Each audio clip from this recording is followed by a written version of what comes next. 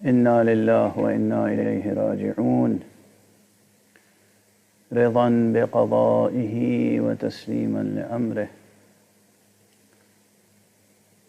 اس وقت دل، ذہن اور پورا وجود اشکبار ہے، بے انتہا کربناک، المناک، افسوسناک سانحے کی اطلاع ملی ہے کہ حضرت حجت الاسلام والمسلمین علامہ فقیہ